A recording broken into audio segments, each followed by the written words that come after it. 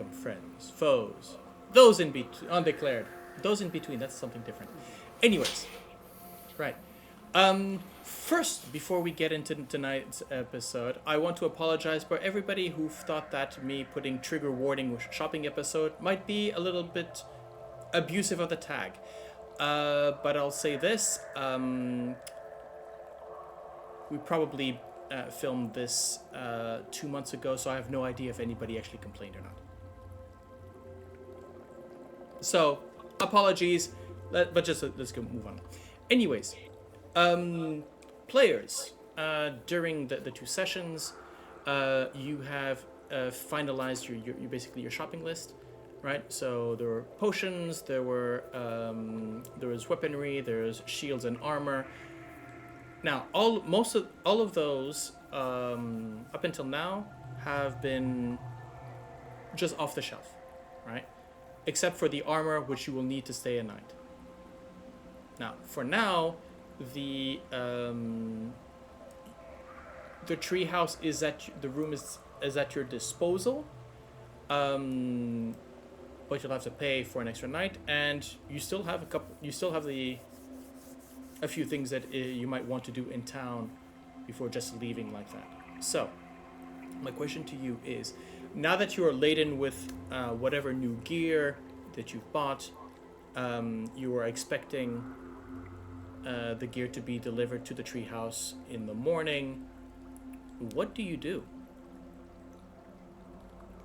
What any respectable pirate or sailor does when he's on shore leave? Where's the nearest tavern? Oh, and by the way, we also want to flag. We also want to see if we can find our little notes guy. What was his name again? Vander? Yes, the botanist, the one whose work we. Yeah. Okay. So, right. Actually, something that I might want to. You've been here at Phosphor Town for a couple of hours now. And it's been very quick for you to notice that you've been the center of attention for quite a few people. But it's not necessarily because they see you as, you're not sort of flagged physically as outsiders. There's a lot of views to your weaponry. Because as you notice that maybe 2/3 to maybe 3/4 of the local population does not walk around armed. The guards are always equipped the same way, dual machetes or sort of those long knives and their bows, but a lot of the people here don't seem to be preoccupied by weaponry or self-defense. And as they're walking, as I mentioned, there are families here, right? There are people who are living here with families. I think it doesn't feel like a port town. It doesn't feel like people here are a lot of comings and goings. In port towns, you'll have, I guess the term is not necessarily vagrant, but literally people who are just, you'll see people one day and you'll see different people the next. Here, it doesn't seem like that. You don't have a lot of travelers that seem to be here. So you'll get the odd stare, you'll get the odd kid sort of pointing in your general direction. Not necessarily in a bad way, but doesn't seem like there's not a lot of sailors here.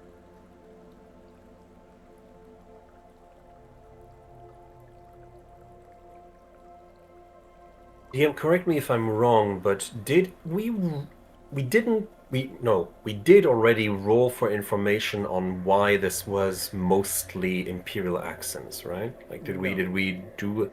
We did not. We noticed it was that way, but we noticed that it was mostly Imperial, but you did not. Okay. No.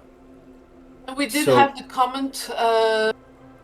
The village chief commented that the Imperials here were not always comfortable with Imperial people being here. So these are a lot of deserters or people who fled the Imperial You haven't. That's our Empire. conclusion. That's certainly a conclusion. I don't think I've actually had anyone actually tell you that. Have Uh, okay, I got it. I had the impression that No, the idea that Phosphor was a. I said it refuge. felt like a colony. Uh-huh. Nobody local. I think it could have been Tiberius who said, "Oh," but the idea of traders and exiles, that is not something that I mentioned. Okay. That might be. could Farron rather, then perhaps attempt to think if there's something that he knows about this place, if kind of like the tale of such a location, or kind of like be it a lost imperial outpost or something like that, or something that went wrong with the Drakes, if that stirs something in his memory. You can certainly run a history check.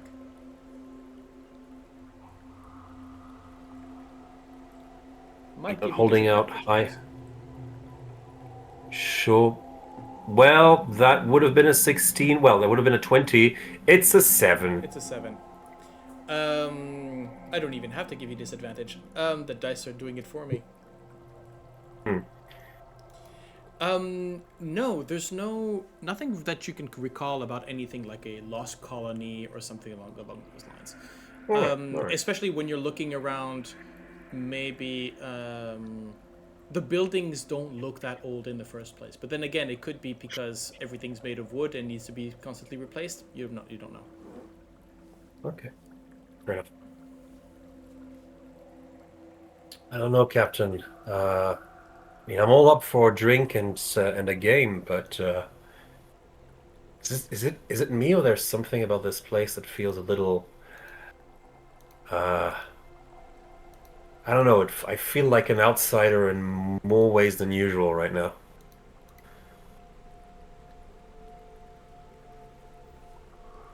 See Pax walking nearby, just passes them with half a sight because you can't see the sea.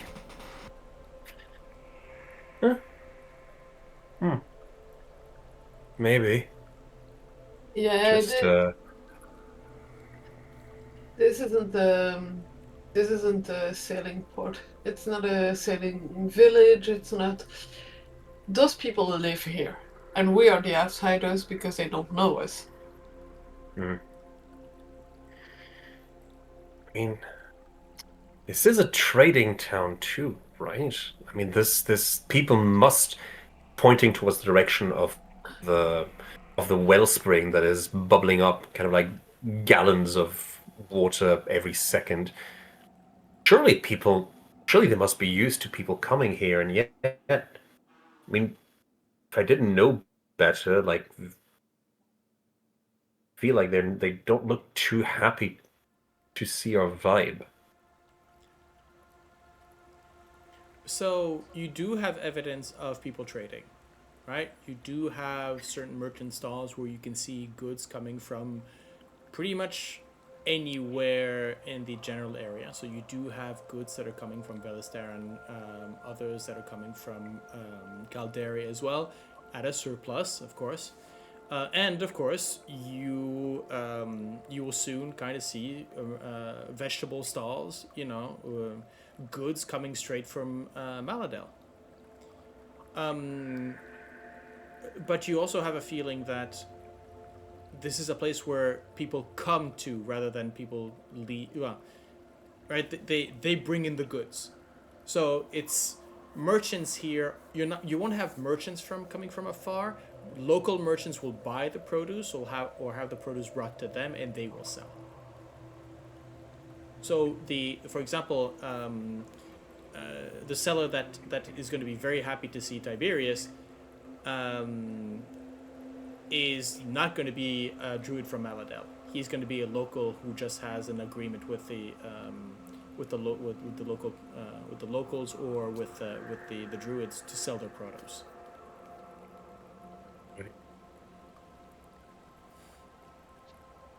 So the merchants don't stay; they sell and they're on their way again. No, the merchants do stay. It's their the providers. The that come- delivery people. Yes. The delivery people. Yes. So it's just suppliers. Yeah. They are suppliers, and they do their own commerce. Yeah. So we're suppliers that are overstaying our welcome. So you are not even suppliers. Oh, technically, for them, you would be suppliers. I don't think you're overstaying your welcome. But you are certainly not welcome Fitting in. open-armed. We're the strange new thing in town. Yeah, kinda. Yeah. No. There might be an expectation for you to not stay very long. There's an expectation of you just being people who just will be gone tomorrow, right? You came in, dropped your stuff, buy a couple of things, and leave. I think, yeah, transient. You are expected to be transient. Which also means that you're going to have, not scalpers, but you'll have a couple of people that are going to be trying to maybe get you to impulse buy on FOMO, right? Because they know that you won't be here tomorrow when the real prices go back to normal. But in general, it's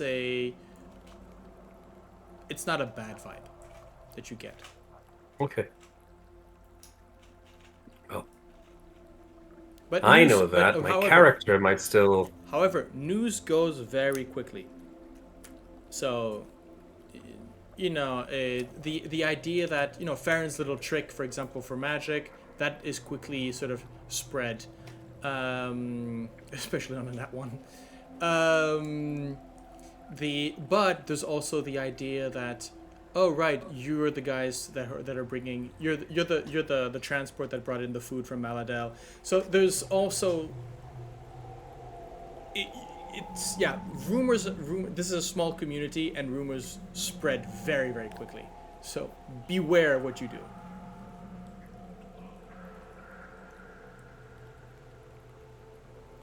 Okay. No, it wasn't not a nat 1, but I think it was a nat 20 to sort of No, regroup it wasn't. afterwards. Yeah, Yes. But the roll was low. Yeah. the original one. No, wait. No. Doesn't It's matter. because yeah, Doesn't never mind. It was a roll of 14 to succeed, and he had I think he had a stupid amount of insight on top of it, so he rolled a succeeded 23, rather yeah. well. Anyways, but so you kind of do see there's a limited way, right? You'll have smaller stalls that are representing the other islands, so you can kind of see that with regards to Caldera, for example, you will have a lot of iron or tools or that kind of thing. A lot of it is meat and honey, for example. So honey or honey wine, that kind of thing. Wheat as well. So beer, that kind of thing. That is probably coming from Caldera. Meat, mead, and wheat. Nice. Yeah, apparently Caldera's got fields which aren't here. However, as I mentioned during our sort of offline, the fact that Fostera's main export is its water, but also it's anything that is derivative. So there's a lot of potion making here. So the alchemists and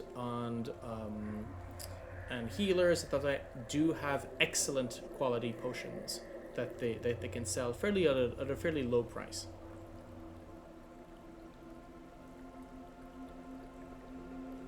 Let's stock up on potions.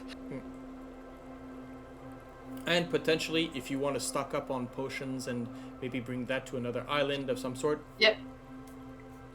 where they can be sold. I mean, maybe Tiberius can tell us, but I know they have a lot of druids on Maladil, but they might be interested in potions as well. When you have a whole island which is 90% spellcasters, and of those 90%, over 60% of them naturally cast healing spells, you're gonna have a lot of healthy druids. You're not gonna need a lot of healing potions. They can just We make have good berry other soup, potions. good berry Yes, good jam, berries- yeah, good good berry jam. And we stock up on good berry jam. That would be So amazing. it only lasts for 24 hours. Good berry pie. The yeah. point of good berry of jam, you're supposed to be able to preserve the fruit for a very long time. Oh, I kind of believe that you have to have some sort of good berry potion or something along those lines, right? You turn a good berry into a Jello shot, and that's your that's your potion for. Anyhow,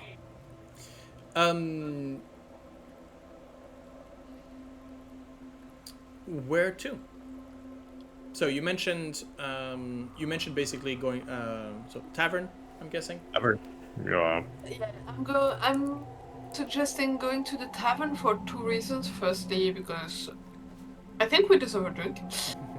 Secondly, because if the community is as small as said, if anyone is interested of actually getting out of here, if we're at the tavern, a place where we sit and make fun and make merry and talk, are open to talk, people are going to come to us if they want to leave the island. Absolutely.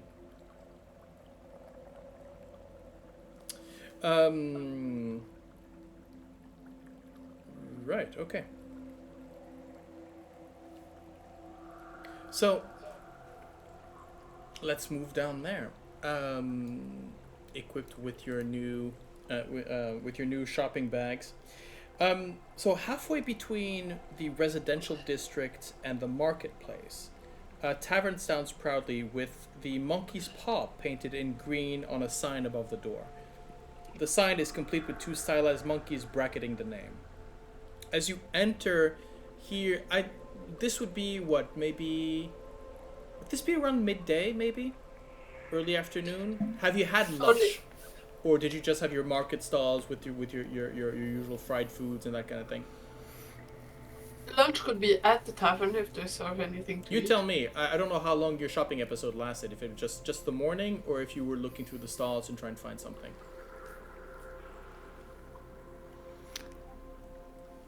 Well, I say we're going to a tavern, so let's just eat at the tavern. Yeah. Okay. I would say we're probably late lunch, so we took up a good part of the morning and early afternoon. Okay. But late lunch.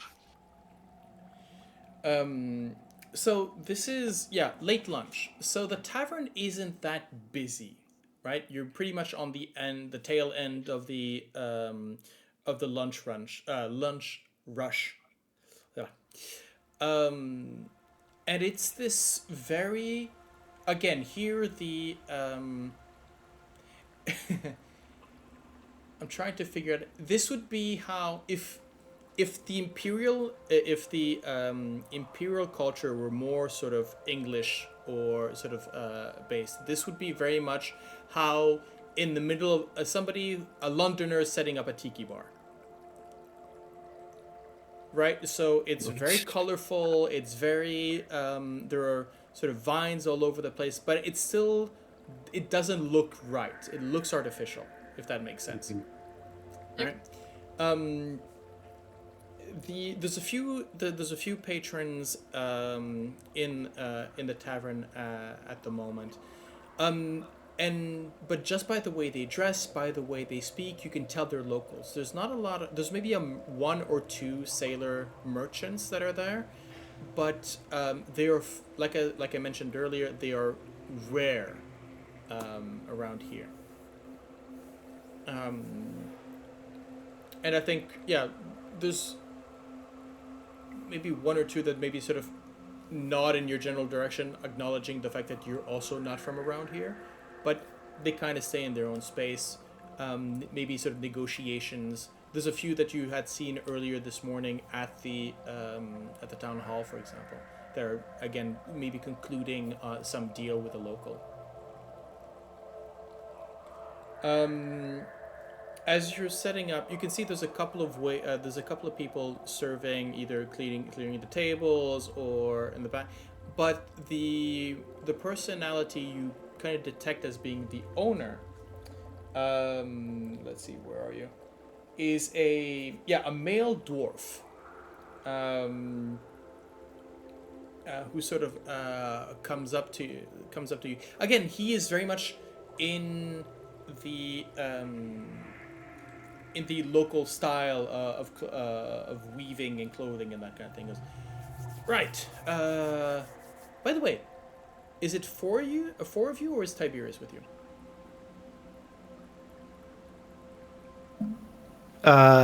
If Tiberius wasn't with us at the market, Pax would take a moment to go find him, because he knew Tiberius would want to talk to the captain. Now's a great opportunity. Okay. So Pax will invite Tiberius along. I will do this the other way around. I will actually say that as you come in, you actually see Tiberius in a corner, talking to someone. He sort of waves you over.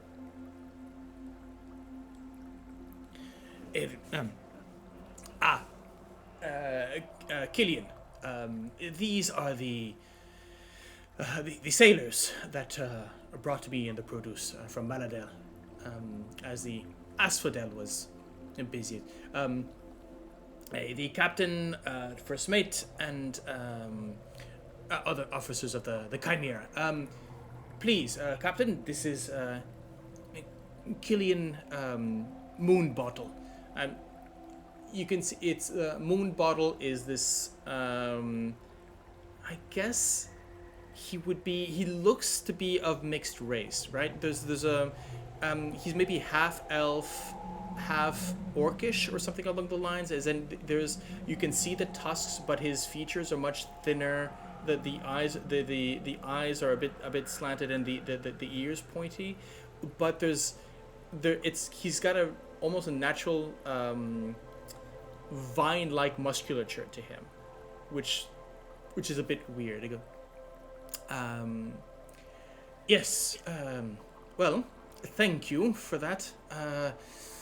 I would have to say that my stall was coming up on short on supplies, so thank you for arriving just in the nick of time to save my business.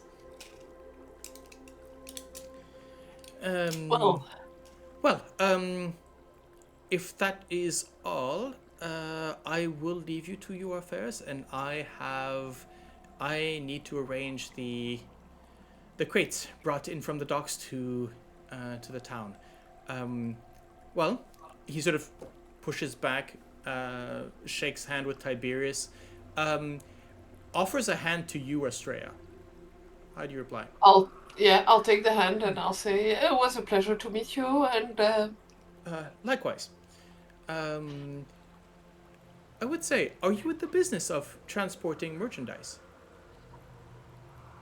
Well, we already did, so yes, that would we have the space. Well, Tiberius seemed to allude to a more of a one-off or opportunist occasion. Yeah. But if you are looking for longer work, I can try and see with others if we need transport of goods from one island to another. After you're done with your transport to Maladel, of course. Well, being a fairly new crew, we have to find our business yet, but we'll certainly keep in mind that you have opportunities that we could take. We'd be glad to require of your services. Right. Enough of that. I really need to get going. Tiberius, Captain. Apologies. Captain, I don't.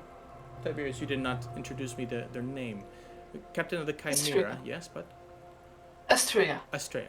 I will take note of that. Right. Goodbyes come in threes. Thank you. And he sort of walks out. And pretty much calls out to the dwarf behind the bar. Everett, I'm going to settle. And then there's a sort of coins exchange hands. And then Everett sort of again, sort of wide dwarf, comes up to the table. Right. So, what will you be having? Are you here for drinks, for lunch? If you still have lunch, we'll happily take some because the morning was fairly eventful. Right. Well, according to your preferences, we have some lovely cuts coming from Caldera. Smoked in their particular fashion. He basically sort of lists off of a menu. The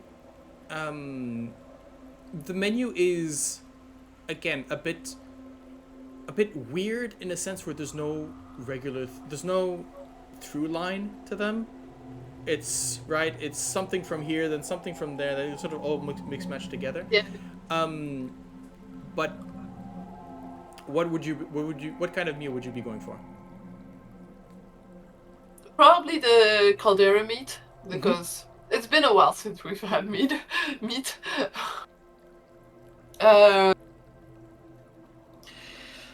And if there's anything that sounds interesting and that we haven't had, I'll just grab what sounds interesting and good. Okay. Same for the others, I'm guessing? No, Pax on his end is probably gonna take whatever sounds most Caroline traditional. Right. Okay. Just as plain kind of Caroline, house food. meal, whatever. Yeah, comfort food. Yeah, there's a few there's a few items that he sort of rambles off, which are very much. I'm trying to think what would be a imperial, something like a shepherd's pie or something along those lines. Yeah, like I mean, shepherd's if they're pie, British, carbonade, or fish and chips. or fish and chips.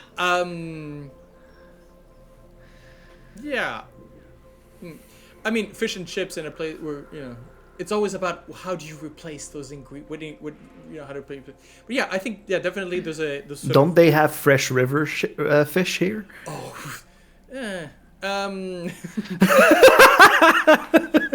sure, but like any fish, this is the expanse, right? The fresh water here is, as you could have seen, is very much still polluted by the ether in one way or another. Do not drink from the rivers. But yeah, I think okay. Fish and chips is definitely a possibility. They probably have some sort of fish farm somewhere in the somewhere. So yeah, okay. The meals are hearty, yet you do feel that, I think Pax, you would know the difference, right? Because growing up in the Empire, which is, it's imperial, but there's more to it, right? The same way it's a fish and chips, but instead of just salt, there's salt and paprika, if that makes sense. Right? There's there's a lot it's all zhuzhed up. It is a bit zhuzhed up. There's extra spices that are in, and clearly the spices are put forward on the menu, if that makes sense. You've seen it at the markets. The spices here are one of the exports of one of the specifics that are here, right? The more wild things. But it's mostly at the when he sort of when you order drinks that he goes right. And before all that comes out, can I spot you at a little bit of the house specialty then for drinks? What is the house specialty? Well, that'll be Dreamer's Delight. A spiced Dreamer's rum, Delight. Spiced rum, but with a little bit of was it? Dream Drinker berry juice. Just a drop. Not enough for there to be actually anything, of consequences. Just a little bit of it for you. Right. Well, Captain, that depends how off Lasting- duty are we.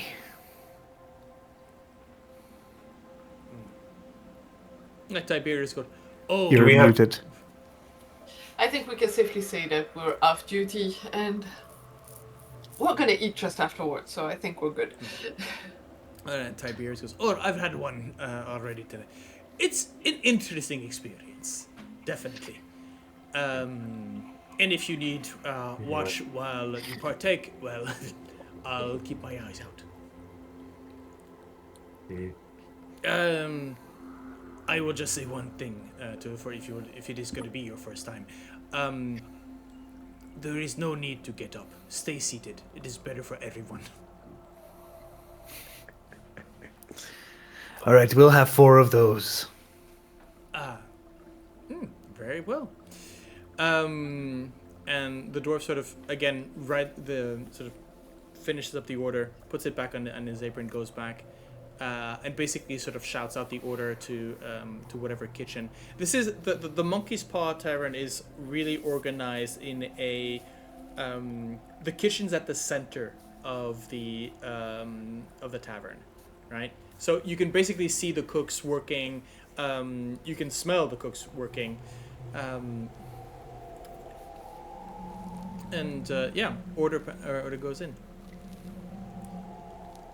Doesn't take too long before Everett comes back with the drinks. You would have a sort of a large pitcher. There's a large sort of pitcher of water, and I think that the rum glasses are fairly small.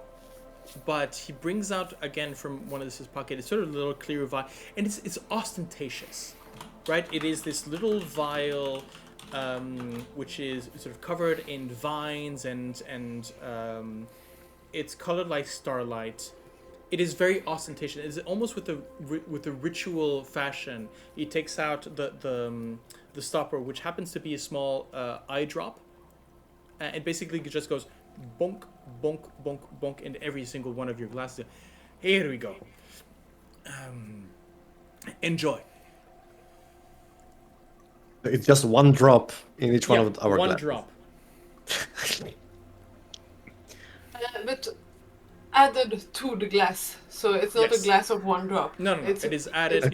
It's an eye drop of one drop of juice added to each one of your drinks. I was expecting something a bit more. I don't know. He did Let's say. talk about our expectations after we've had it, because I feel this is going to pack a punch. And you see Pax just spins a chair around, sits down, leans over the back rail with his chest, grabs the glass and says, "Let's talkin'." Just knocks it back. Again, Bottoms up! these are shots, right? You know what? I would like to get everybody here a Constitution saving throw. Of course. Obviously. There is no DC. I just want to see how you guys do. That is a 6 for Gizmo. Oh, that was almost good. That was a 10 for Oh, that's Pax. A actually very 21 for good. Farron, and Astrea a 10. Okay. So, now, the question is, now these results are not for me. These results are for you. Mm-hmm. As in, the effect described is that of a. So here we go. The Dreamer's Delight tastes like the drinker's favorite beverage, mixed with rum, causing mild but pleasant hallucinations for a minute. So, knowing what you rolled as in for Constitution, what do you see?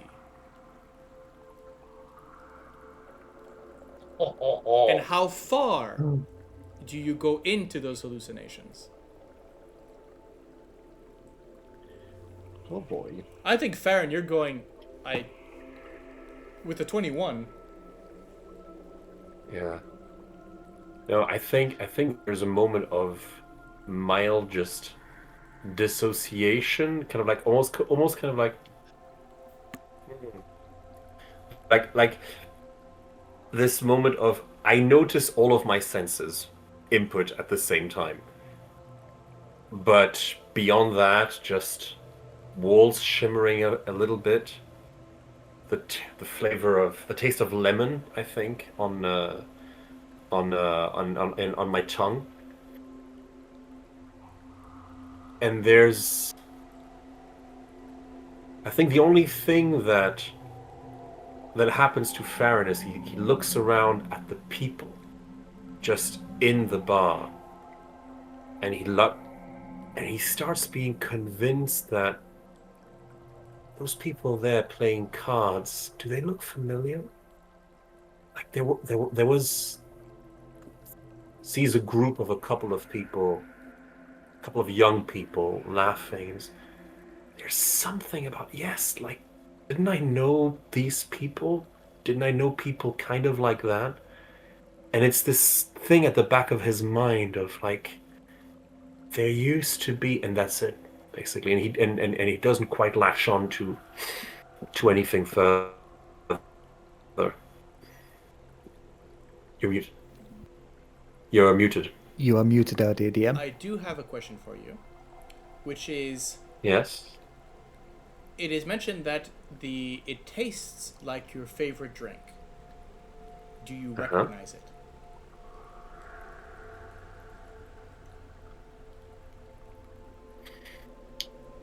It's like, you know, when you smell something, it's like, I know this from when I was a kid. Like, this is something, and I think there's immediate familiarity. It isn't just, oh, this is lemon, this is something. There's a specificity that reminds him of something. So does the hallucinate? But I don't think. So is the hallucination some sort of linked to some memory? I think it is. Or at least it's like he starts to walk down a bridge, but either the bridge is lost in fog or the bridge is cut off in the middle. I'm not quite sure which is which. But you know the cobblestones on the bridge. You don't know where the bridge is leading, but you know the cobblestones. Pretty much, I think so. How about you, Astrea?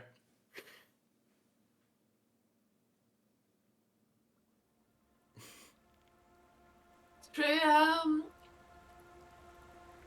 with a 10 is half in, so she doesn't let herself fully be immersed in the hallucination and in the feeling, but she's certainly coasting it and enjoying it. Mm-hmm. It's just the right side of the buzz. So she's going to fully cut out of any discussion that is happening at the moment. Just getting inside her own mind and enjoying and savoring really the taste of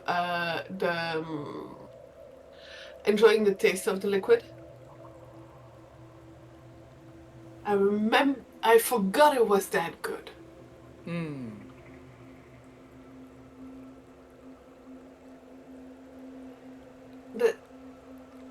in her mind, the mild hallucination, she is going to look at it, and her eyes are not tearing up, but there's a little bit of a glassy sheen over them. As she looks up at something that is quite emotional. But then again, she's the only one who sees it. That's going to be interesting to explore. Going down Pax. How about you? So Pax knocks down the glass, and there's a moment of surprise as his taste buds are immediately assaulted by a thick, very sweet and herbal, warm taste.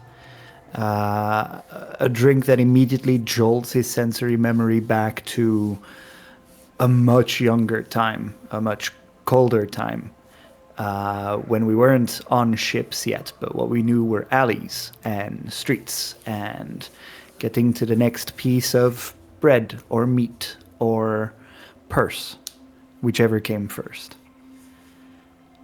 This would get him through winters or colder periods on the harbor. And you see him slink back a little in the chair, resting his head on his crossed arms as he's observing the others, eyes lazily glazing over empty chairs and dancing. In his vision, he sees for a moment the silhouette of Farron, not Farron, sorry, you are there, Karen. Karen, who appears to be leaning over a chair, laughing widely, and another silhouette forms on the chair, a little bit more rigid, very thin limbs, metallic, a hinged jaw that looks up, glowing eyes full of life. And there's a little smile that curls on Pax's face as he just lets himself drift off completely. And his gaze goes a little bit further until he's looking up against the side of a wall at the end of the tavern. And another silhouette forms, a large, dark-scaled humanoid. A large frill trailing over their neck. They don't fully take shape before that wisp of a cloud almost exits the tavern and Pax out of it, because he's letting himself sink into this moment of peace again. Just mutters, wait. But he sticks on his high. How about you, Gizmo? The Gizmo, let's start with the taste. I want to imagine that his favorite drink. Oh, okay. So, to Gizmo, that tastes like a very flat ale that was brewed with mushrooms. Not the kind of tasty forest mushroom, like the kind of mushroom you find in a very high humidity cellar. The spontaneous how do you call it? The spontaneous fermentation kind of beer. Basically. So very kind of a vinegar taste. Vinegar, to it. yeah, Yes, exactly. Yes, we Belgians, we know what that tastes like. And weirdly enough, that brings back pleasant memories to him as he starts looking around the table and he doesn't see really Farron or Pax or Astrea anymore. He kind of starts squinting his eyes towards Farron, and Farron starts to kind of grow some kind of scales around his body. He becomes a bit smaller and way shorter. And Gizmo goes, "Spat? Is that you? What are you doing here?" And then his eyes widen suddenly when he looks at Pax and Astrea, and he goes, "Cripple? Sass?" And he tries to crawl over the table to reach out to them, but then he's looking at Pax again. I like to imagine the idea that the reason why you see all of them shrink to kobold size is because literally you're climbing above the table and watching them from above. Oh, yeah. Yeah. Why are you getting smaller? Because you're standing up.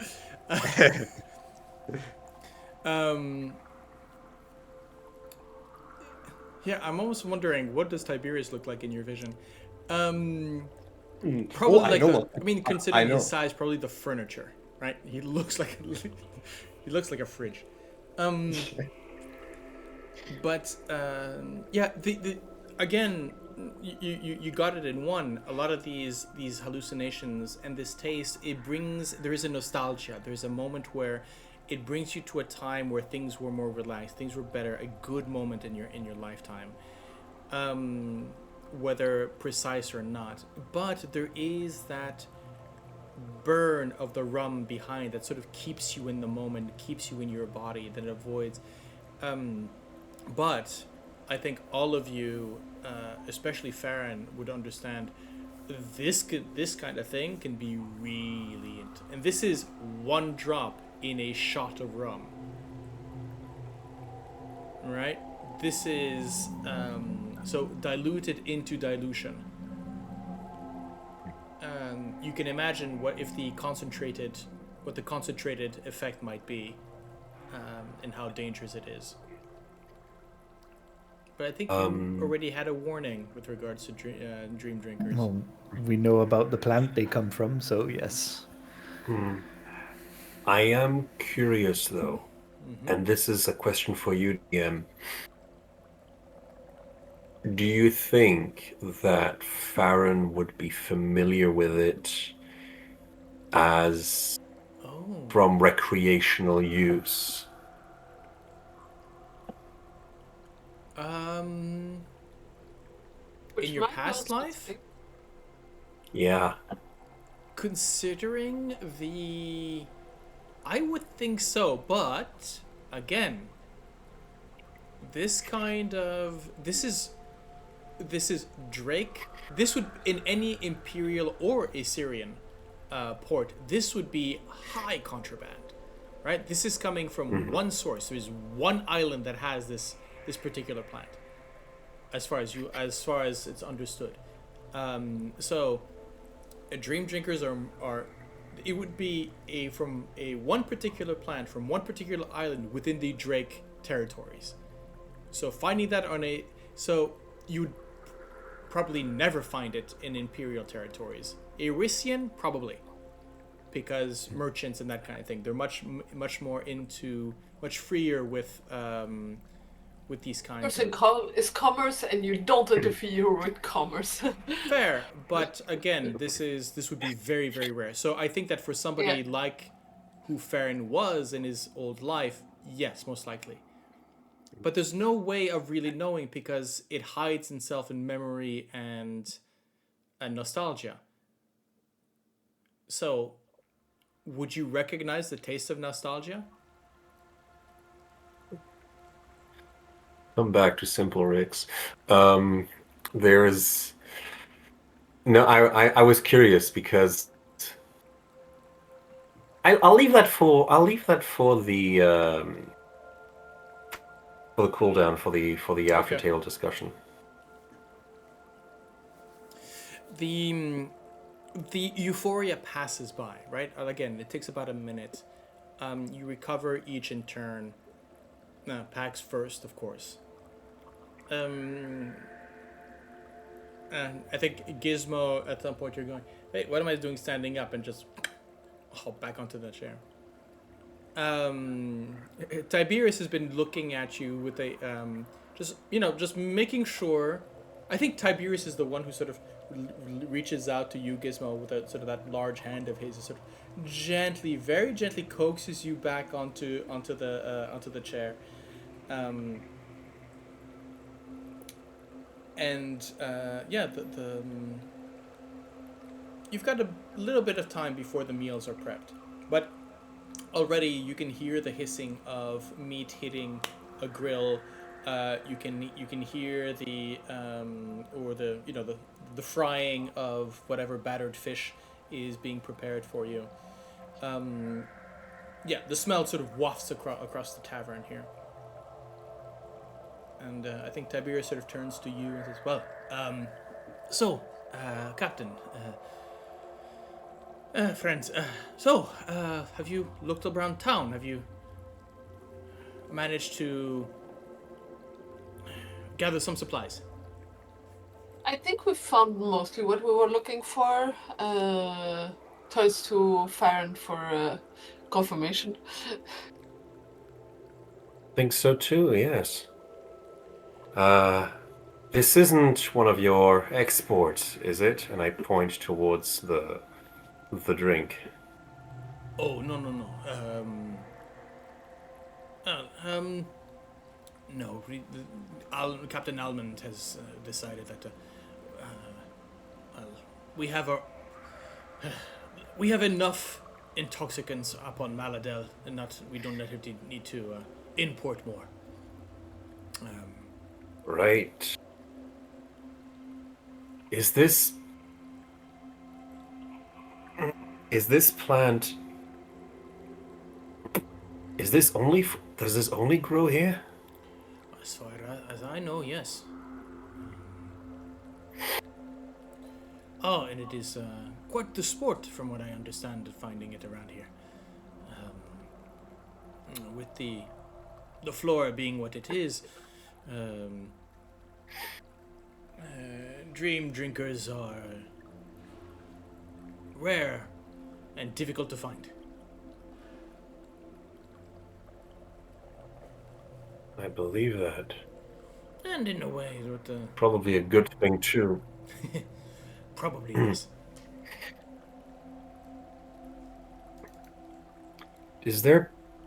Do people get... Are there like stories of... Is this a problem for some people? Pointing again at the drink. Tabir sort of scratches his beard and goes, "Well, it is... Any feeling of contentment may become addicting. Some... To each their own visions and memories that are brought up by the drink. I would say that there are some people that, for whom it would not be advisable to partake, as they would most likely try to stay lost within the memories." Yeah, I suppose they would. Thank you. No, I suppose. it's no problem. Strong stuff.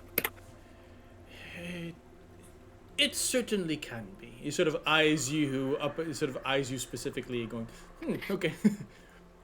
If he I'm not quite... It's not drunk. It's... No, you're not. It's a shot of rum, but you are still. But I think the maybe the endorphins are still running. Yeah, there's You're not drunk, you're endorphins. High. Yeah. And there's this layer of irritation of, you've given me a bone to chase, and I know that if I were to try and do this a lot, this would be a problem. Like there's the let's not fall off the wagon sort of energy coming off Farron right now. Yeah, I think. Maybe there is, and we'll maybe discuss this one-on-one without the other players watching. But maybe there is an echo of an old addiction coming up. We'll decide on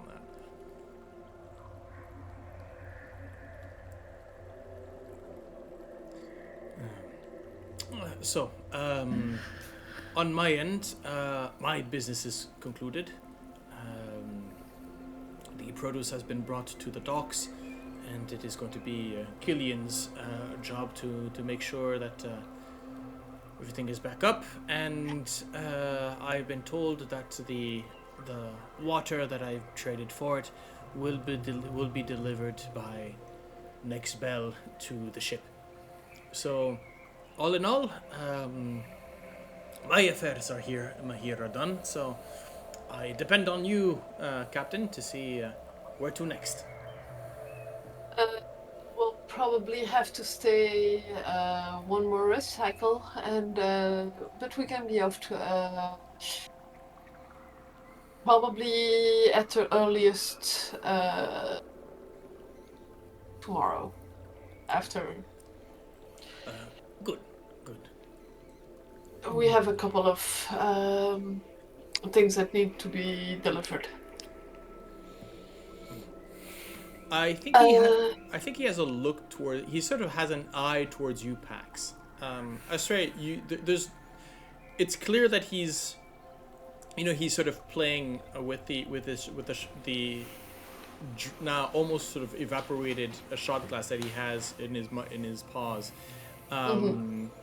Right, as in there's almost a look towards you, Pax, where he goes, is now the time? Is it a good moment? It's, that kind of thing. For any inside checks on Astrea right now, seeing what she just drank, it's not even gonna be a roll. She's way more relaxed than she was this morning. Okay. And she is actually really her whole appearance and demeanor is, I'm just enjoying a time in a tavern with good food and good company. So there's almost a moment where you forget that you're the captain. Yeah. Food is there, right? Food is arriving, yeah. I have a bit, as I said, Captain. I think he looks to you, Pax. Do you understand what's going on? Do you give him a nod or a signal? Yeah, when he's looking towards Pax pretty much anticipating that's what's gonna come. He gives the look back of, like, why are you even asking? Like, it's quiet, she's here, it's chill, we're eating, we're drinking. Yes, Captain. As I mentioned, my dealings here are done, and as such, technically, if I would not impose, my dealings and my affairs with the Asphodel and the Blood Ladies has come to an end. I touched a word about it to your first mate earlier,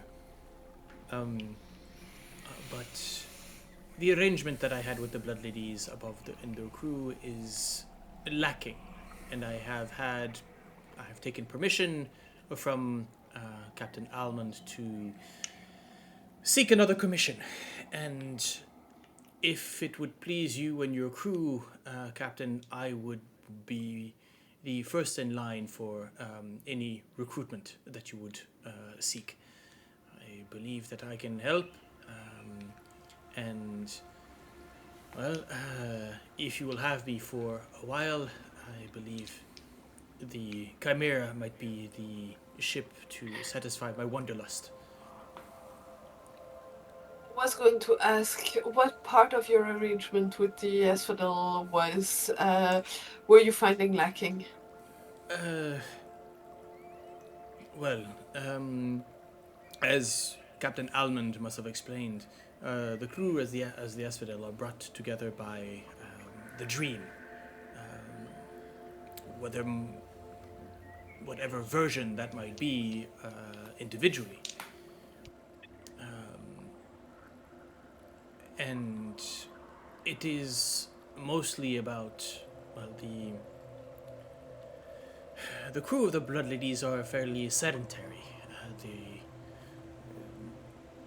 They're not really pirates or seafarers that much. They are quite capable, don't get me wrong, and they are... It's just not their calling. It is not... Yes. And as I've maybe said before, as many as there are blood lilies, there are cultures and ways of druidism. My people, where I come from, are nomads.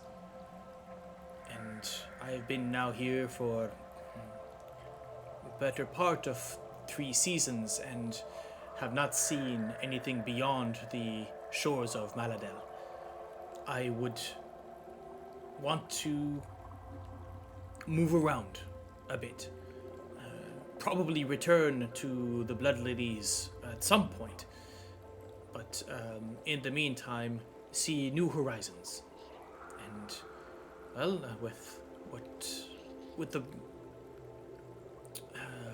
with the crew that you have currently and what you had and our experience yesterday, well, it feels that I might be a good fit.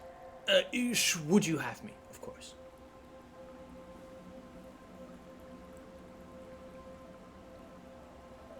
Was asking for completeness sake and to make sure, but unless one of my officers naysays me, I think we would be more than lucky and happy to have you, Tiberius.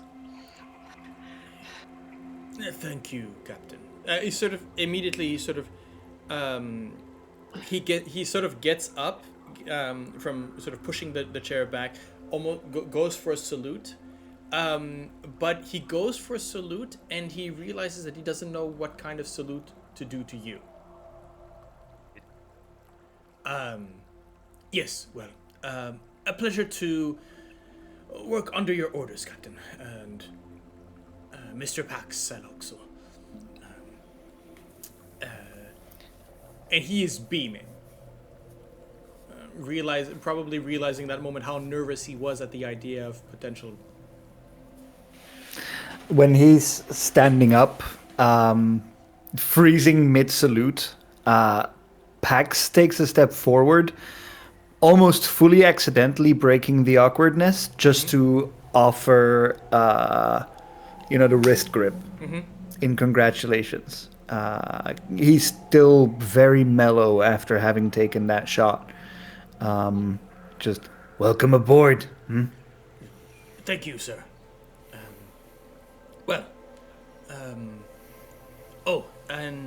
Captain, I have taken the liberty, as I was going around, mentioning that we might be looking for recruits.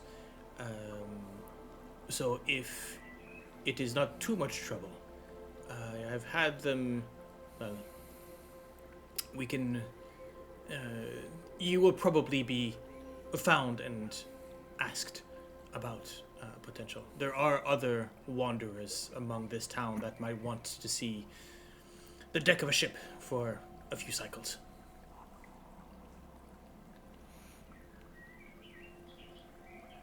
Initiative, Tiberius, that is actually really helpful.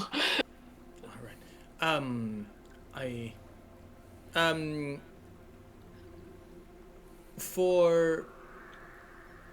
Actually, as he says that, yes. You say that.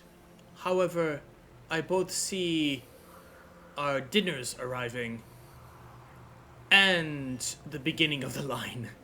As you are brought your lunch, and you can already see that not too far away, sort of halfway between the front door and your table, there's a couple of men and women, not a lot, maybe 4 or 5, but that are either already have either papers or their hats in hand, or right now pretty much sort of already sort of lining up,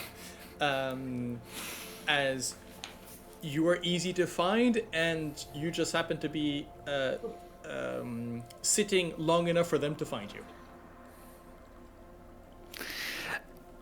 Before they're actually all like up there or at the table, Pax just looks at Astrea. Do you want to eat in peace first, Captain?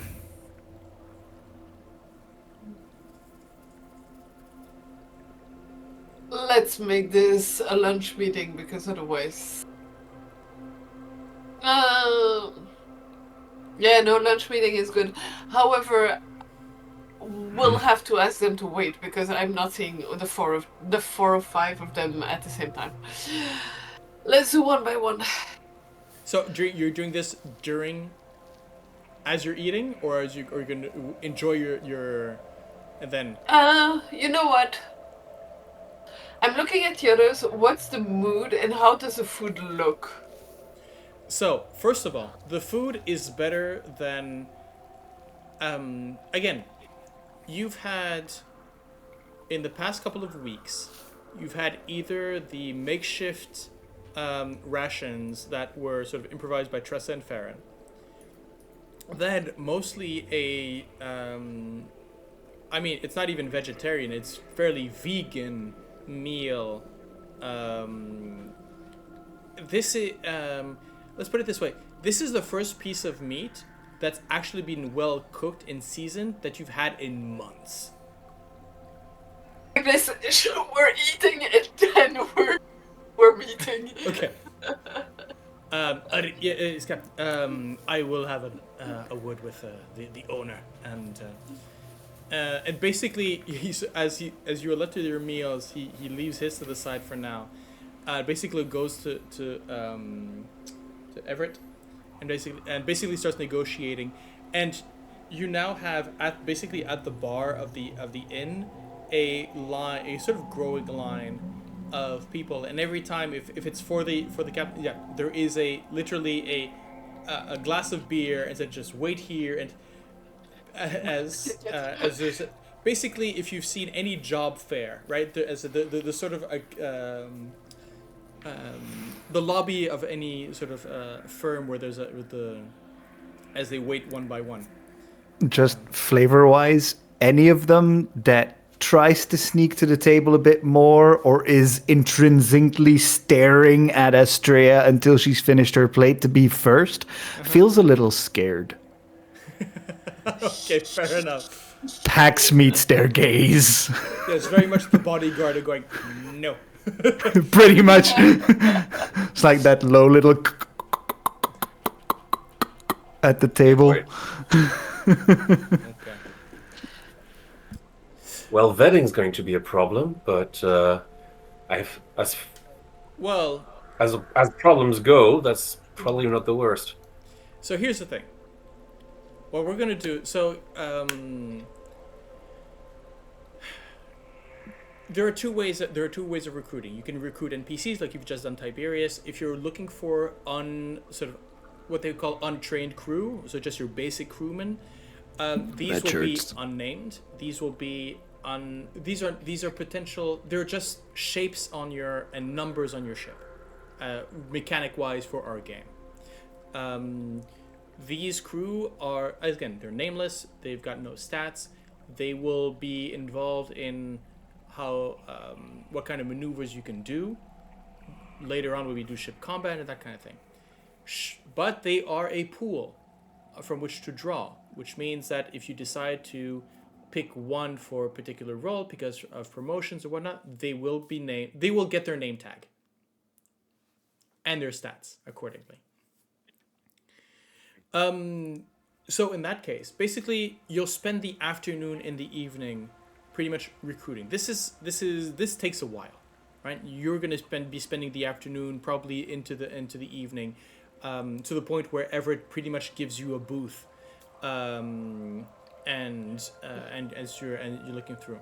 So the first thing that you're going to do is for the whole afternoon with the drinks and that kind of thing. Can you please spend 2 gold for the meal and for whatever amenities that you're going to be getting? 2 gold each, or No, 2 gold? 2 gold for 5 silver.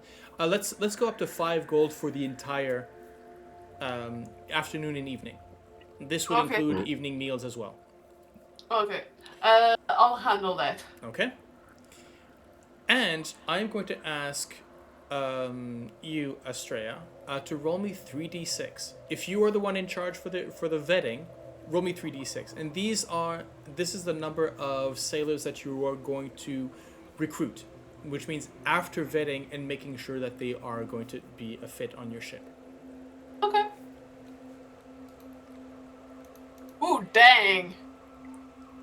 What's that? What's the roll? 15. 15. Double Right. 6 in a tree. Well, I mean, there's a I moment. think we have a crew. Pretty sure that. Let's see. You were at what? 13. We were at 12. Now 13 Yeah. with Tiberius plus 15. That's 20. Yeah, 28. That's 28. Yeah, 28. Right. Okay. Well, I will. we're have 4 to- below max crew now. Yeah. Everyone at the ship being like, the fuck are these guys? Are we being replaced?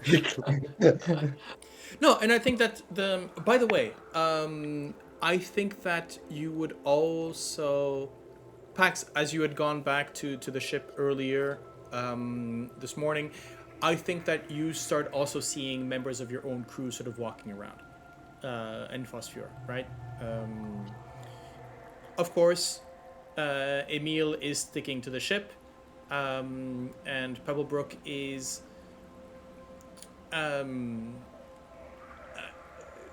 definitely going to, as soon as they start learning, oh, there's recruitment, Pebblebrook is going to come in basically and also holds a couple of the help. interviews. Yeah. And there is so here's a question. 15.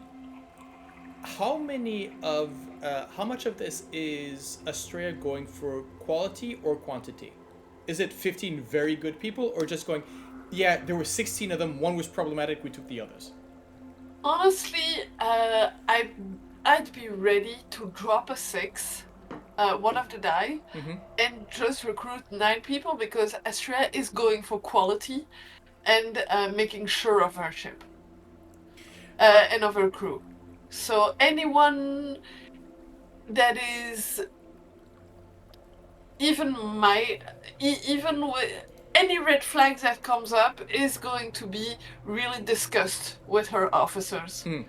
As in, are we taking that person or not? I think this is where Pebblebrook. I think if it were just you, Astrea, and Pax, Yeah. probably you would drop that extra die, right? But I think but of those 15, there are 6 that Pebblebrook goes, no. I can see. This person can be trained, or this can be right. There's something about he's got a good eye, but he's got a. You can see what's there. He can maybe see what's potential, right? Yeah. I mean, I'm going to refer to. Yeah, there's a few that you would drop where he goes, no. I think that we could take this one, and. Okay. Sincerely, Captain, we might need the help. Right. That is also the thing is Astrea will let Pebblebrook have a big opinion on that one because he's the one who's handling them. So if he feels like fair enough. If he feels like they're okay, then he'll be the one who handles them or drops them or disciplines them depending on how they're behaving. Yeah. By the way, actually, I'd say something about this is the first time. This is not the first time you've seen Pebblebrook, but it's kind of the first time you've actually seen him at work like this. Yeah. Right, and he is efficient. He is, and he'll have that. You notice that whenever he's sort of thinking, when he's peering at somebody, he has a sort of a twitch to his nose, which goes, almost like if he was sniffing in the air, something, something's there, right? There's something, yeah. There's and as he's sort of jaunting, there's moments where he's almost skipping. As he's sort of almost losing himself into that kind of job. At some point, he literally at some point he's taken sort of maybe a short stick or whatnot, and he's sort of going to one of the candidates. Okay, stand up straight. Sort of almost like a drill sergeant going, no, Nope. there's a he's got a very good eye for a couple of things where he goes, okay, yes, that's an old wound, but I know that what that wound is, and that means this person is actually okay. I know what you survived, or I know what brought this wound. Okay, I think this person can be trustworthy with that kind of thing. So yeah, I'm going to add that to your roster. So the Chimera currently crew would be current.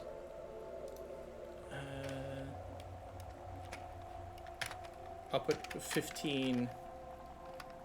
I'll put 12 plus 15 because we actually 13 plus 15. 13 indeed.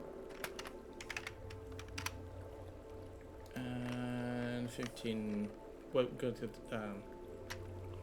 We know what they are. So the 13 named and. Okay, here we go.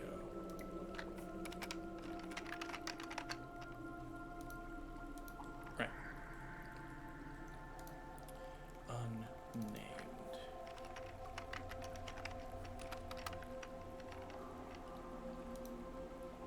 Okay. For that, I'm going to ask you to spend 15 gold as a sign-on bonus. Is that a mute? So that's going to be from the ship fund, From the I ship think, fund, dear yeah. Quartermaster. Yeah.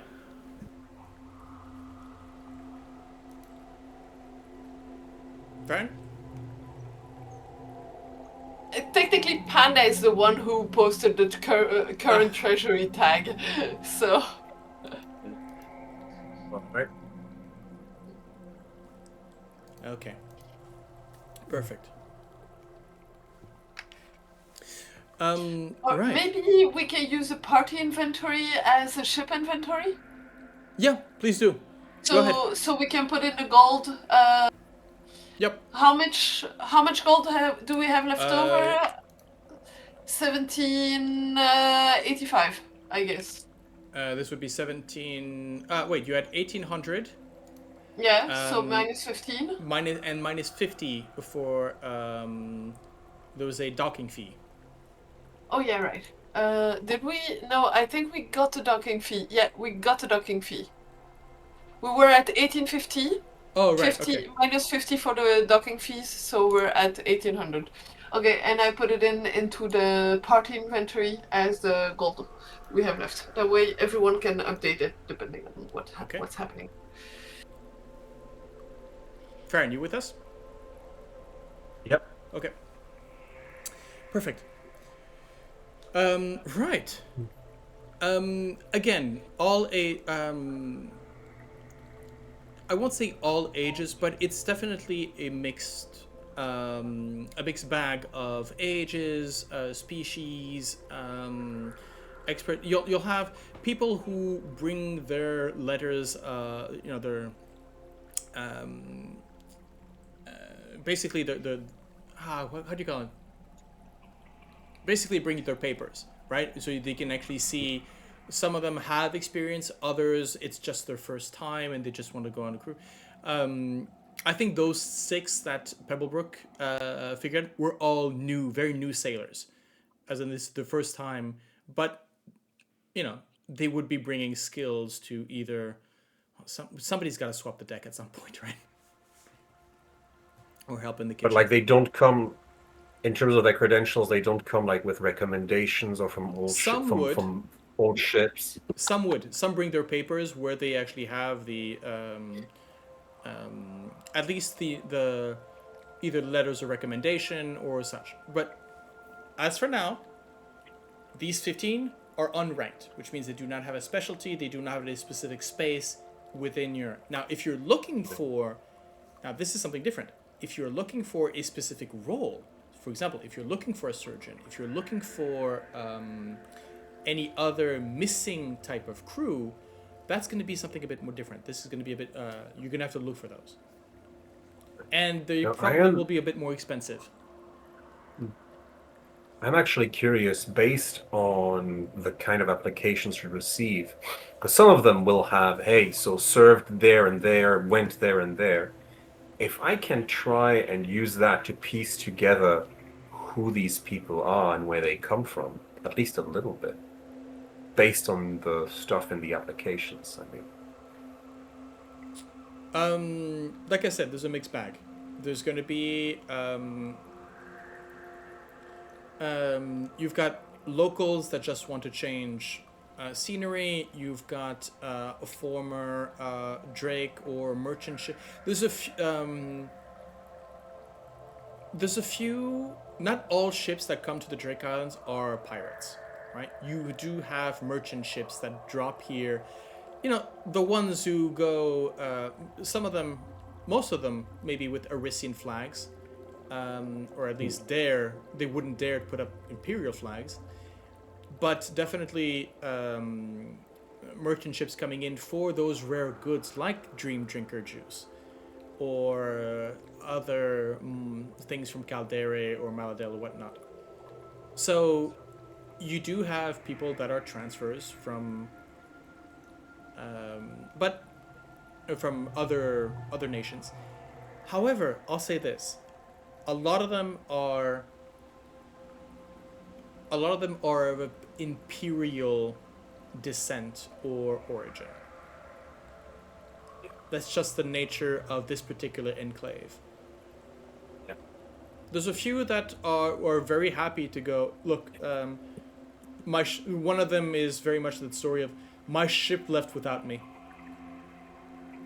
and I'm just, I thought I gave up my commission because I thought a girl here liked me. She had a brother. It didn't go well. So now I need to get off this. I need to get off this island quick, right? That kind of thing. Please take me because the brother is actively hunting me. I've been specifically instructed that I need to be on the next ship, and you are it. Please take me. So they're from all over. There's no big conclusion to be taken with regards to this. Adding to the Chimera type of crew. Yeah. So my question to you is, currently, well, let's see, what were the, so captain you have, first mate you have, quartermaster you have, navigator or wayfinder you're still missing, a helms person you have one, boatswain you have, cook you have. You would be missing maybe a surgeon. You'd be missing a surgeon and a navigator. Knowing, Astrea, that as the captain, you cannot fill the wayfinder or navigator role at the same time. And the captain, especially in a combat. Yeah. So, are you going to be looking for those specifically here, or are you trying to? Or are you looking for somewhere different? I mean, we can certainly ask around, see if there's anyone present on the island that might take on that role.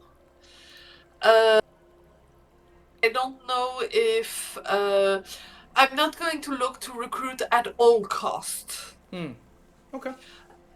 Because I really want those to be a right fit for the ship. But we can certainly ask around. Okay. Well, again, this would be a role, right? So let's have a look. I do have a table here. Are you, here's a question.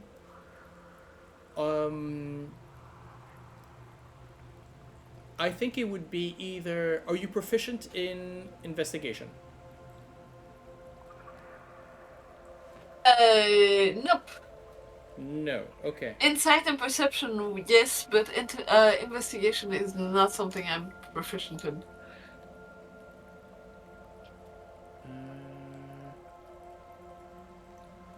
Right. You know what? Why don't you roll me a d4? Yep. I'm gonna roll them on roll 20. That way you actually see the roll. Yes, thank you. Okay, 4. That's 4.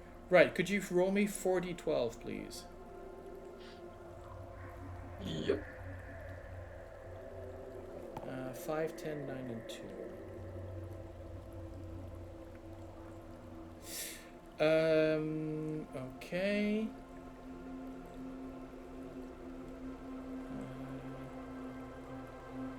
Yeah, here's this thing, right? Is that there's a couple of people that sort of come up to you. Granted, you're a new crew, but you are a crew. So there are four. These are people that are maybe a bit more. These are not specialists, but these are definitely people who would be considered officer material. The first one to show up is a Fox Picardo. He's Carell, so Imperial. This sort of older gentleman. Actually, you realize he's probably one of the cooks. He smells like the tavern, as he was probably just on ship. He's the one who probably prepared your meal. Okay. However, so here's the thing. For these, what they call wanted posters, so these are pre-made characters that have come in, they cost money to bring them on. His sign-up bonus would be 3,000. Damn. Yeah. Okay. Then. And what's his specialty? What would be his specialty? So he is both a cook and carpenter, but his rank in cooking is 3.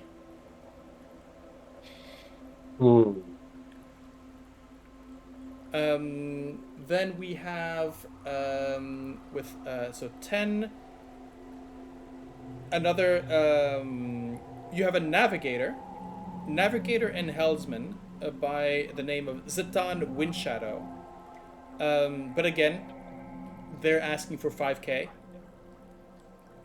But that's navigator 3, helmsman 3. It's Zatan.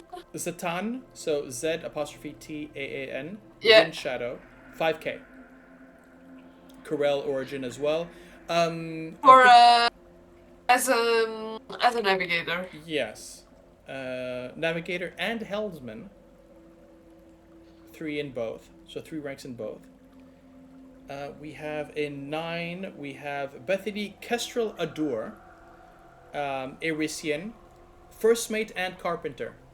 At which point you literally, when she presents herself as, no, I've been first mate and that's the job I want. There's literally, I think, the look between Pax and going, as Pax is, you are directly the job that she wants, right? Yeah. Navigator and carpenter.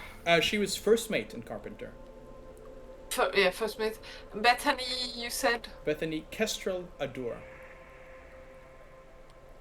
And lastly, at 2... And what's her signing bonus? Just so that we keep 3K. track? Okay.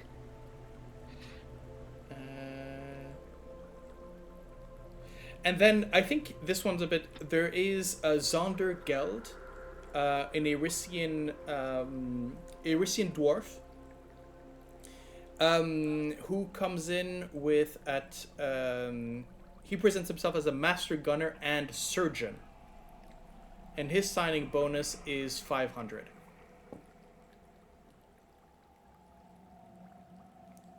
Those are the 4 that you have. Having a surgeon aboard is not a bad idea. Yeah. Navigator's a bit expensive, I think, for money right now. We don't have that kind of money. Yeah, we don't need anyone called Bethany aboard either. Wow. Wow. We apologize, Bethany. We know you're watching. This is not directed towards you. We apologize. It is a character that we have not even fleshed out yet. So don't worry. And we will never will probably. What is it looking? Okay. Can anyone see? Yeah. Okay.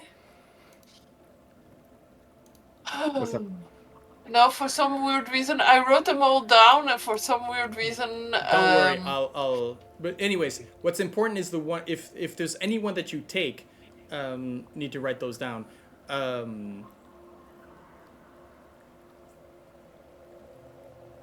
than that, it is not really necessary. No, okay. For some reason, Discord doesn't want me to post them. Yeah, Discord is being No, strange right Discord is wonky today. So Okay. Oh, okay. So I thought interesting. it's them. now. Right. yeah, I mean, we literally cannot afford any of them except the surgeon. And the surgeon would actually be pretty interesting. I think the surgeon could be a good idea, and then we use the Yeah. rest of our funds to stock up on stuff we want to sell at our next port. Fair. Because, I mean, once we get more money, then we'll able to hire people like that. But I feel like this is... Well, either we don't buy anything for ourselves, pool all of our gold together, and we get one or two of those, or we buy stuff for ourselves and we start, baby steps and grow that way. Baby steps, and let's make sure that we actually have a crew and can keep a crew before we pay expensive officers. Yeah, see, I mean, the surgeon's going to make sure we don't lose crew that easily, so... I mean, was it? I think it was was it Wind Shadow? With 3 ranks. Clearly, this is she's probably more experienced than most of you combined. Mhm. Right? There's a she's very much that you know what? I'm not gonna get into it because I want to probably save her for a later recruitment when you do have the funds. Yeah. Yes. Cool. I mean, at this point, right Gizmo, now, she's... remind me, Yeah. you are gunner and carpenter, if if memory serves. Right. If I remember. Shipwright. Yeah, Uh, carpenter So what's was the difference carpenter. between Right. ship? Yeah. Okay. And one in Right. Master Gunner. Yes. Okay.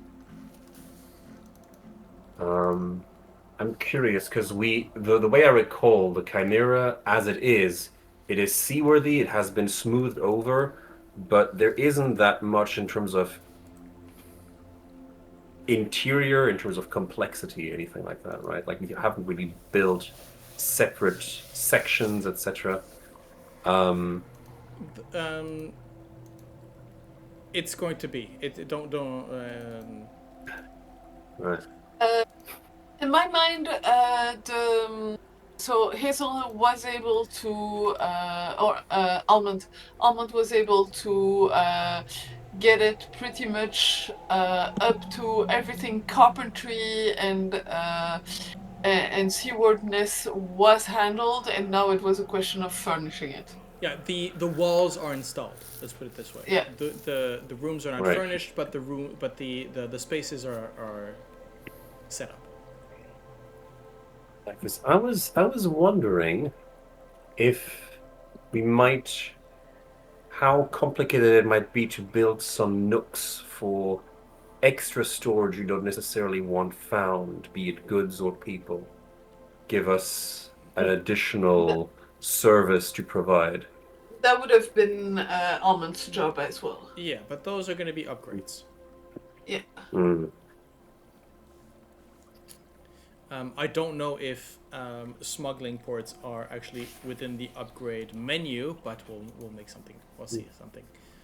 As of now, right now, remember, you do not have cannons. Yeah. Good Priorities. part with. Yeah. And right now, doing honest trade is what is least likely to get us shot at. Mm. Well, I mean, within the islands of the same faction. Well, if it wasn't the Drakes. Well. exactly. The Drakes are not necessarily all of one mind. If there's any faction that can be considered as not a monolith, it is definitely the Drakes. Just so you remember, one of the 3 most powerful pirate crews happened to have challenged you to a race. Yeah. And are known for sinking ships they consider unworthy.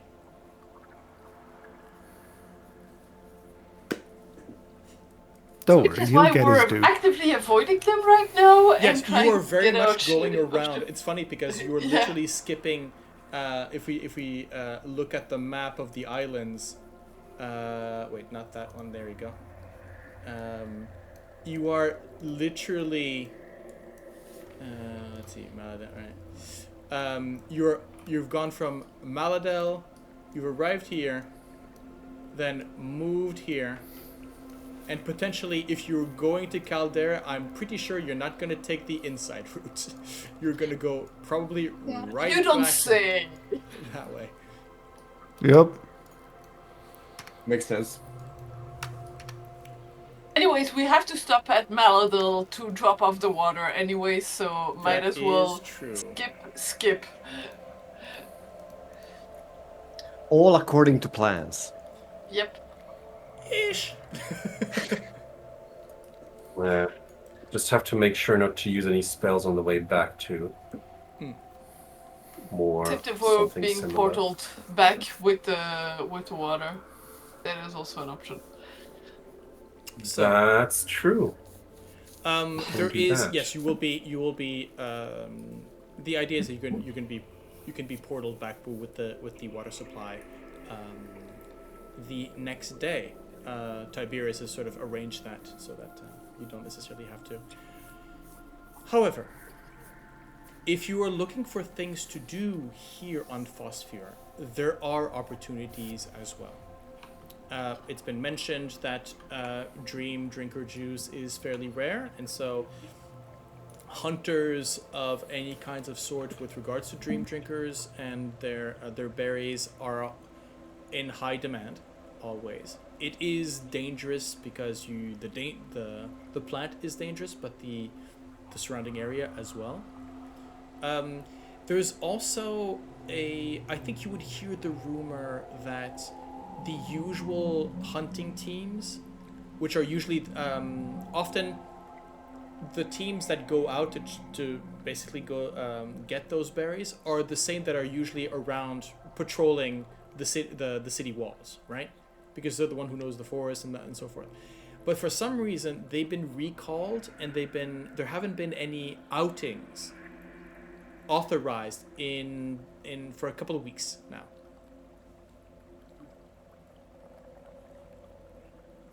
I'm gonna ask if they're not going, why? Because I want to know why before we're going.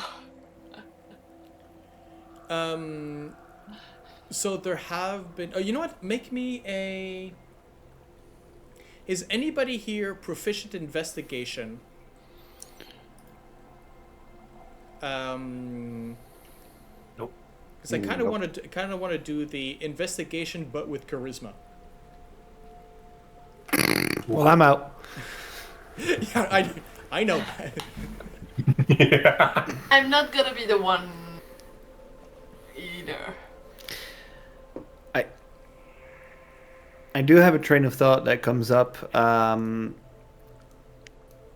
Does the timing of the outings having been banned for a couple of weeks now coincide with the alert lockdown we got from Maladel?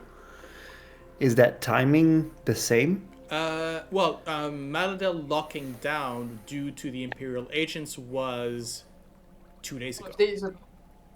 Oh, 3 right. 2-3 days Damn. ago. Woo! Time distortion. Sorry. No worries.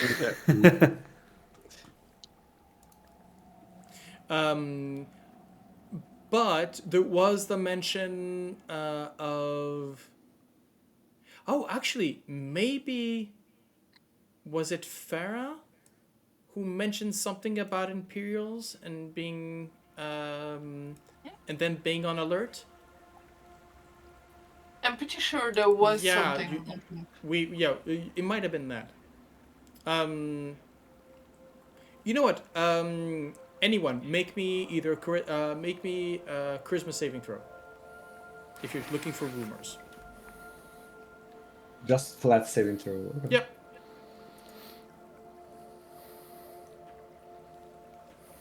Yeah. Terrible. Yeah. No. Unfortunately, not much to learn. Hot garbage. That's a nat 20 for Pax. Wow. Nat 20 minus 3 for a 17. Happy it's a saving throw, sir. That gives me 1 more than my stat. Wow. Or else it would have been a natural 16. Is that what you're saying?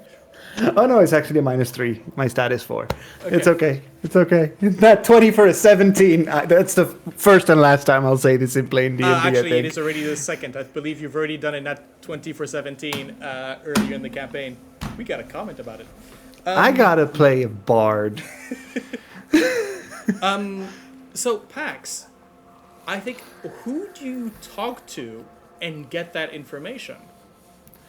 And why is it Helen?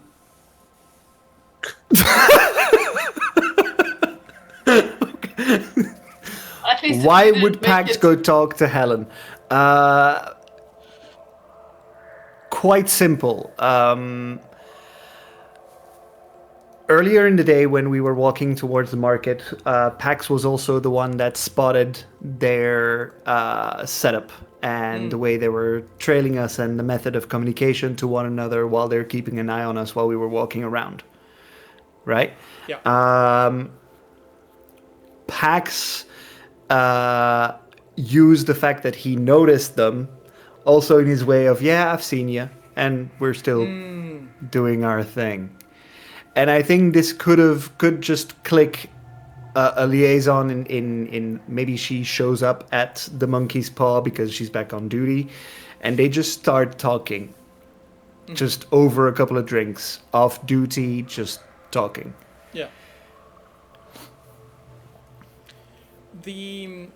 What you learned from her is there is currently a scare.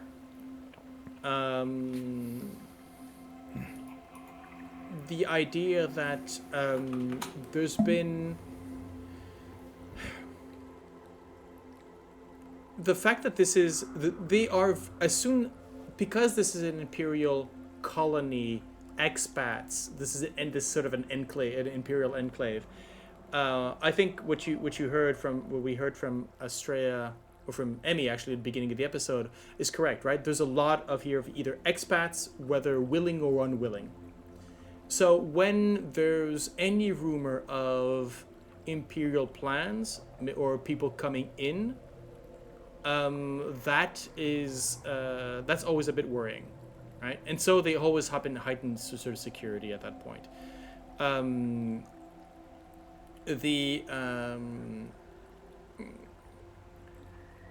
To the point where you start seeing undercover people, right?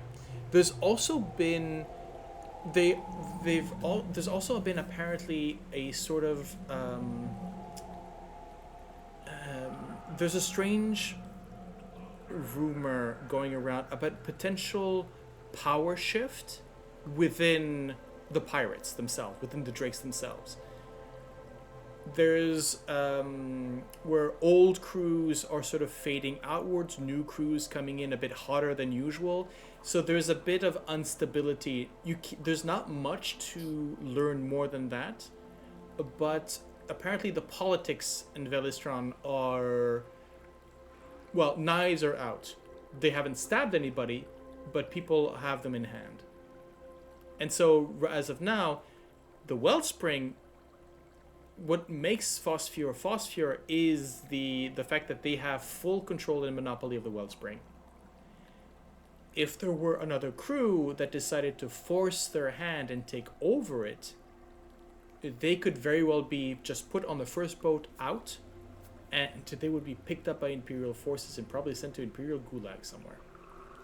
So right now, they're very much batting down the hatches, expecting a storm, and them being a primary resource of the islands. Even if it's just paranoia, they could feel that they cannot afford not to be paranoid about this kind of thing.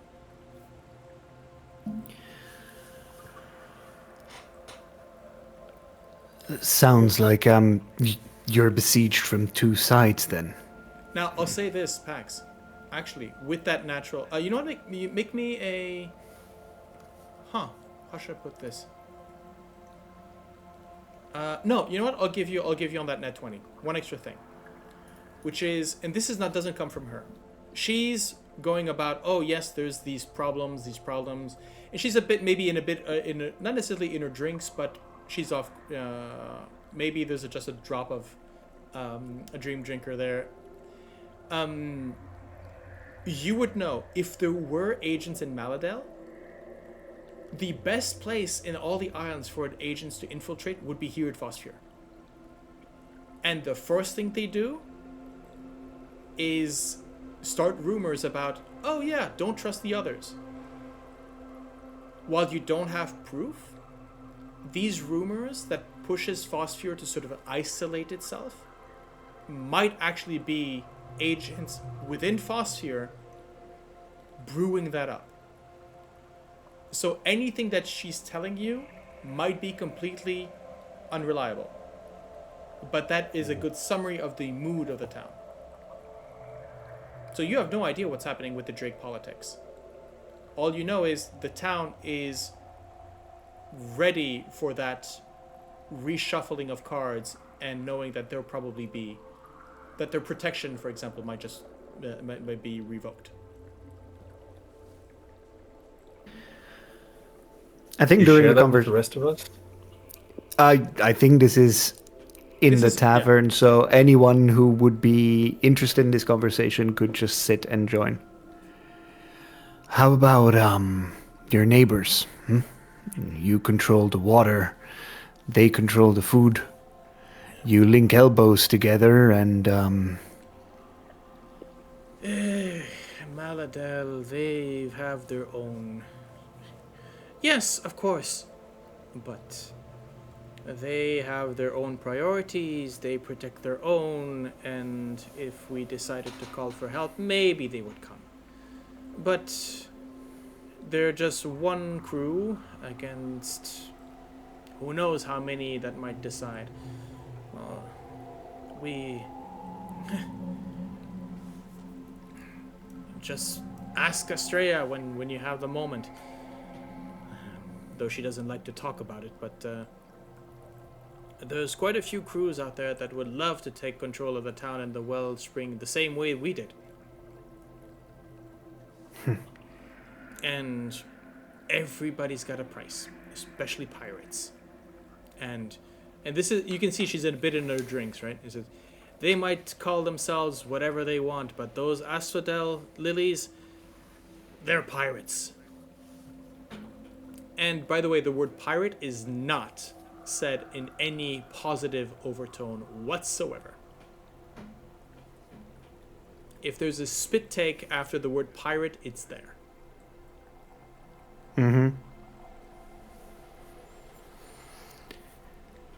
So, what crew were you from before you took this place then? No, I was born here. My parents came in. They had a colony up near the archipelago. Struck Ethereum, and Empire just came up, took it, mined the whole thing, and the whole island sank.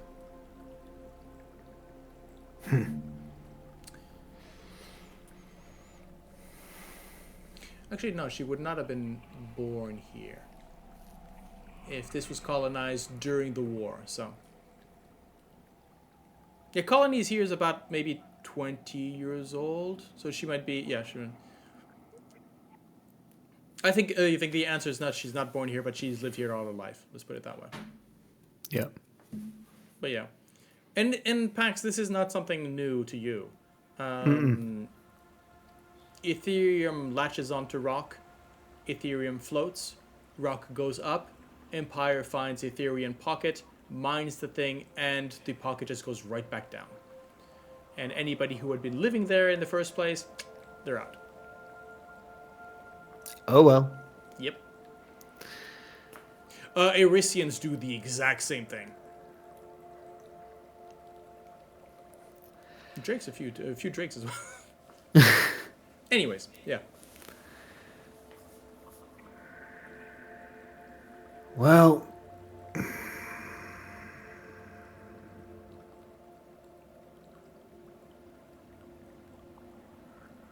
can trust an Imperial to do only one thing, Make things worse.